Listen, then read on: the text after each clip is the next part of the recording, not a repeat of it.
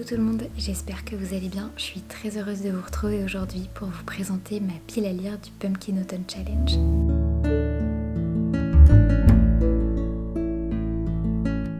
Chaque année, j'ai le plaisir de participer à ce challenge automnal qui me met vraiment dans une ambiance parfaite pour la saison des pluies, la saison cocooning, la saison cosy. J'avoue, je suis pas une super adepte de la pluie, mais en même temps, quand on a des jours un peu pluvieux, la nuit qui tombe un peu plus vite, etc., ça donne envie de rester chez soi tranquille avec un bon bouquin et une boisson chaude. Et j'ai bien l'intention de vous emmener avec moi pour ce Pumpkin Autumn Challenge et pour vous mettre dans cette ambiance cosy, puisque j'ai pour projet, on verra bien si c'est faisable ou non, mais j'ai pour projet de vous faire quelques petits vlogs tout au long du Pumpkin Autumn Challenge pour vous parler un peu de mes lectures et de mes activités automnales pour cette saison. Dites-moi si ça vous intéresse, envoyez-moi de la force parce que avec un petit bout à la maison, c'est pas forcément facile de filmer des vidéos. Mais d'un autre côté, il commence la crèche très bientôt, donc ça devrait peut-être me libérer un tout petit peu de temps. On verra. Là pour le moment, il fait la sieste, je ne sais pas jusqu'à quand. Croisons les doigts pour pouvoir finir cette pile à lire avant qu'il ne se réveille. C'est parti.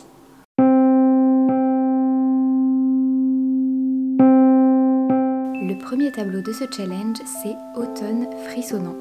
C'est bien souvent le tableau qui me cause quelques difficultés puisque il a un côté un peu spooky que je retrouve assez peu dans mes lectures. Moi je suis plus du côté cosy et cocooning de l'automne que du côté frissonnant et halloweenesque, même si j'aime bien la vibe un peu spooky d'Halloween. Je suis quand même une grosse froussarde. Mais on va quand même essayer de remplir toutes les catégories.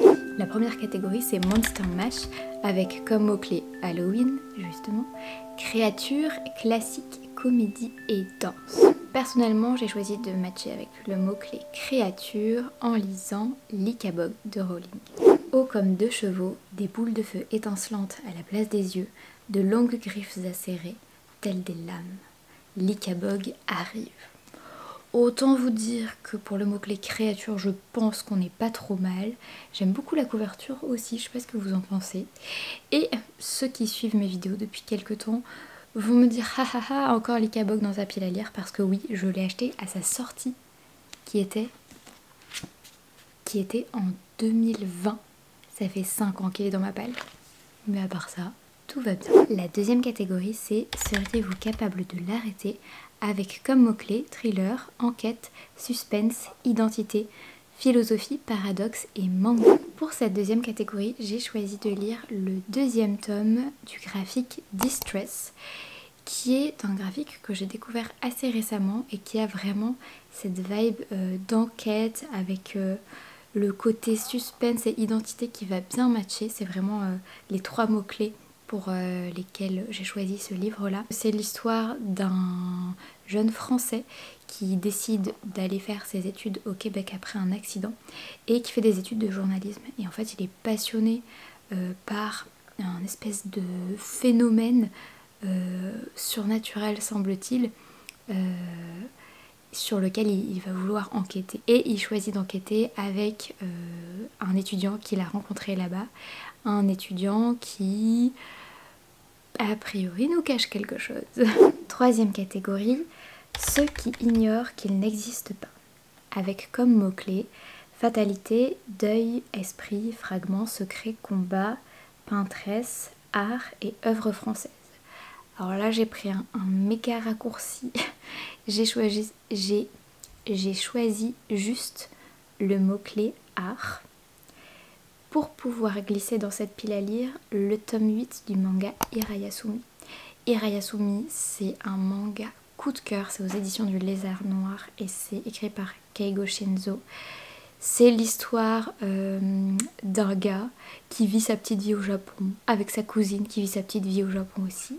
Et la cousine en question, elle rêve de devenir mangaka et du coup c'est une artiste et du coup elle fait une école d'art et du coup c'est vraiment juste pour ça que je colle au mot-clé art, parce que sinon on n'est pas du tout dans la vibe spooky, au contraire, on est vraiment dans une ambiance détente, tranche de vie, cosy, etc. Donc je l'ai glissé dans cette catégorie un peu en soum soum.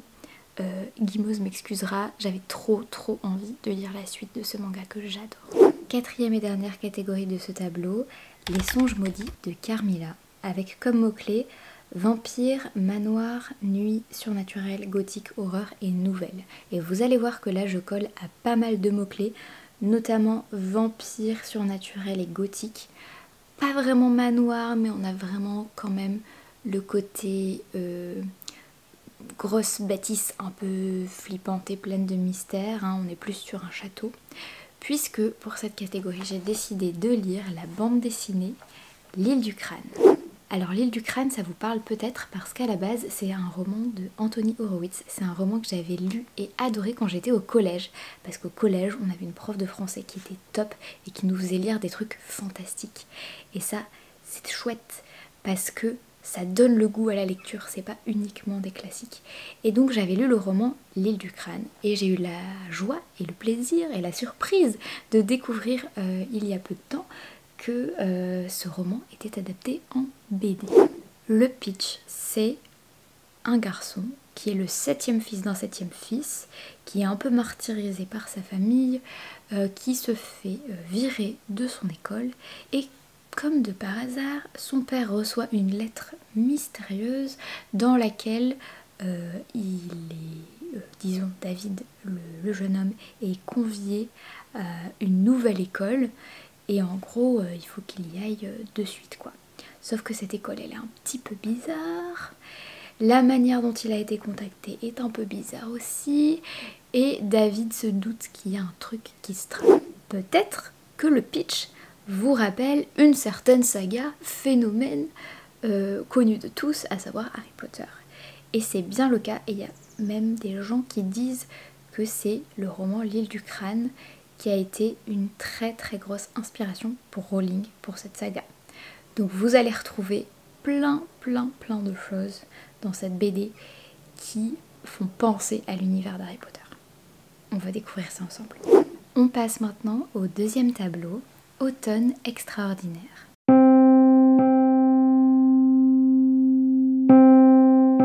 Pour la première catégorie, La bonne auberge de la pierre levée, on a comme mots-clés fantaisie, quête médiévale, jeu de rôle, livre dont vous êtes le héros, voyageur et musique.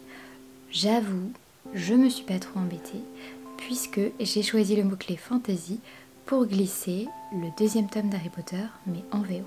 Il est là, il est tout beau, il brille et il fait un peu peur parce qu'il est en anglais.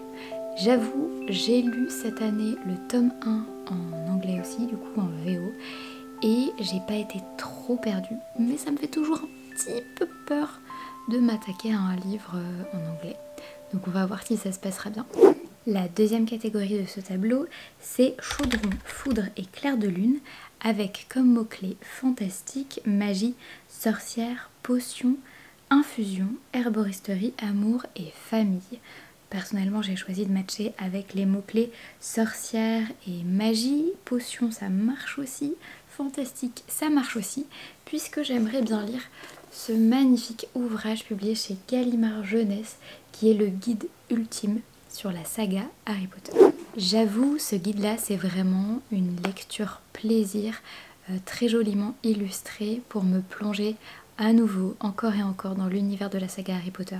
C'est vraiment une saga qui crie automne et du coup, ça participe de l'ambiance automnale dans laquelle j'ai envie de me mettre chaque automne. Pour la troisième catégorie, le cercle de la comté, avec comme mots-clés fête, gourmandise, réconfort, joie, diversité, singularité, empathie et vivre ensemble, j'avais envie de choisir un petit peu le mot-clé de gourmandise et celui de réconfort pour glisser discrètement le second tome d'un roman que j'avais beaucoup aimé à l'époque, à savoir Noël aux 4 cafés.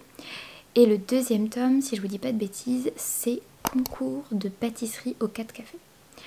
Je crois qu'on est plus dans une ambiance printanière, mais en même temps il y a le côté gourmandise avec la pâtisserie et juste le lieu du 4 café qui est tellement mignon et tellement cosy que ça devrait pouvoir matcher. Quatrième catégorie, latte, une variation sophistiquée et crémeuse, avec comme code pour cette catégorie de lire un livre avec une couverture marron beige. Du coup, je me suis très fortement inspirée de la vidéo de Guimauve puisque elle m'a donné envie de lire le fameux Legend and Latte qu'on voit partout, qui est de la cozy fantasy.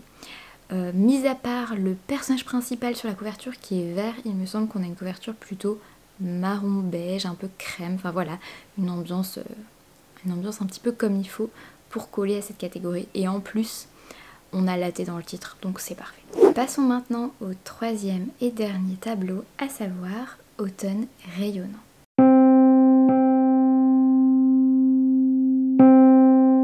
D'habitude, Automne rayonnant, c'est vraiment l'un des menus que je préfère. Et là, il y a une catégorie pour laquelle j'ai peut-être potentiellement calé, mais je viens de voir passer un livre qui, à mon avis, va bien rentrer dans la catégorie, donc tout va bien en fait. La première catégorie de ce tableau, c'est « Je ne couperai pas mes cheveux, je ne parlerai pas moins fort ». Le but, c'est de lire quelque chose en rapport avec les mots-clés mythologie, chasseresse, liberté, émancipation et féminisme. Et personnellement, je me suis surtout inspirée du mot-clé féminisme parce que j'aimerais lire Sorcière de Mona Chollet, la puissance invaincue des femmes. C'est un essai que j'ai dans ma bibliothèque depuis fort longtemps, que je mets régulièrement dans mes piles à lire, notamment mes piles à lire automnales, et je n'ai encore jamais eu le courage de m'y attaquer. C'est le côté un peu essai qui me fait peur, et pourtant j'aimerais énormément découvrir Mona Chollet. Je sais qu'on en parle beaucoup, et donc ce serait l'occasion. On passe ensuite à la deuxième catégorie qui est ma meilleure ennemie, et c'est cette catégorie-là pour laquelle je pensais ne pas avoir trouvé de livre, et pourtant je viens de voir passer sur Bookstagram un livre qui pourrait coller. Je vous explique. Les mots-clés sont dualité, hiérarchie, inégalité, résistance, rebelle, sacrifice, enemies to lovers et steampunk. Du coup, je pense que le livre que j'ai trouvé pourrait coller aux mots-clés enemies to lovers. Je suis pas sûre à 100%, mais peut-être. Le livre en question, c'est le tome 1 du Pumpkin Spice Café. Déjà, on est pile dans l'ambiance automnale, donc ça c'est cool. Et ensuite, si j'ai bien compris, c'est l'histoire d'une fille à qui on confie le fameux café. Et à côté de ça, un gars, je crois l'agriculteur du coin, qui ne supporte pas la fille en question. On se doute bien qu'il va peut-être y avoir un rapprochement. Est-ce que ça va vraiment être du Enemies to Lovers ou est-ce que ça va plutôt être du Grumpy Sunshine, c'est-à-dire un personnage un peu grincheux face à un autre personnage beaucoup plus solaire? Je ne sais pas, mais on va dire que ça marche parce que en vrai il me tente beaucoup et la vibe automnale est présente. La troisième catégorie, c'est pour nous qui avons besoin de souffler, avec comme mots-clés nature, écologie, conscience, espoir, paix, poésie et solarpunk. Je me suis concentrée sur le mot-clé solarpunk puisque j'ai décidé de mettre dans cette catégorie le premier tome des Voyageurs qui s'appelle L'espace d'un an de Becky Chambers. Il se trouve que Guimauve, lorsqu'elle a présenté cette nouvelle édition du Pumpkin, a parlé de Becky Chambers et a parlé notamment de la saga Histoire de moine et de robots qu'elle aimerait lire, je crois.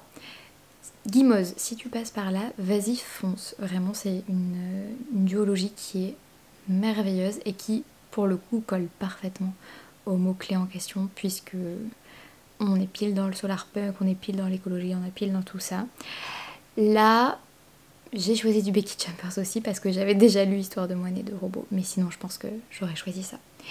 Et l'espace d'un an, en gros, c'est l'histoire d'une humaine qui part sur un vaisseau spatial et ce vaisseau spatial a pour but de creuser des tunnels dans l'univers. Et si j'ai bien compris de ce qu'on m'en a dit, c'est vraiment un truc un peu à la façon sitcom avec des personnages qui reviennent, etc. Il y a un côté très inclusif aussi puisqu'il y a différentes espèces qui peuplent l'univers et elles sont toutes à bord de ce vaisseau. En tout cas, c'est ce que j'en ai compris, j'en ai entendu énormément de bien de cette saga, notamment sur la chaîne d'Amita Books, donc j'espère ne pas être déçue. Et on termine avec la dernière catégorie du challenge qui s'appelle Rester tout le temps avec Brindille, avec comme mots-clés amitié, animaux, soins, aventurière, changement, jeunesse et BD. Et là vous allez voir que je coche pas mal de mots-clés puisque j'ai choisi de lire le 3e tome de la BD Lightfall de Tim Provera. Lightfall, si vous ne connaissez pas encore, je peux vous résumer rapidement le 1er tome. C'est l'histoire de Béa, une jeune humaine dont le grand-père est parti plus ou moins à l'aventure et en fait elle se retrouve à partir à sa recherche et elle va tomber sur Cad qui est un Galdurien. Galdurien étant une espèce que l'on pensait disparue, mais en fait non. Et ce Galdurien a soif d'aventure et il va décider d'aider cette fameuse Béa à retrouver son grand-père. Il va leur arriver tout un tas de péripéties au cours de leur périple et ils vont notamment se faire voler quelque chose qui va potentiellement mettre en danger leur univers tout entier. Mais à part ça, tout va bien. Et du coup, j'ai décidé de lire le 3e tome pour clore mon Pumpkin Autumn Challenge. Et voilà, c'est tout pour ma pile à lire de cet automne. La bonne nouvelle, c'est que le petit bout a fait la sieste pendant toute la durée pendant laquelle j'ai filmé cette vidéo. Donc c'est cool, j'espère que ça vous aura plu tout simplement, que vous serez tentés par le côté un petit peu vloguesque. Ça se dit vloguesque? On va dire que ça se dit vloguesque. J'espère que vous serez tentés par les petits vlogs que je compte bien vous préparer tout au long de cet automne et que vous passerez vous aussi une belle saison automnale et potentiellement un bon challenge si vous y participez. N'hésitez pas à me raconter tout ça en commentaire si vous aussi vous participez, quelles sont les lectures que vous allez faire. Et sur ce, je vous dis à très bientôt pour une prochaine vidéo. Bye bye!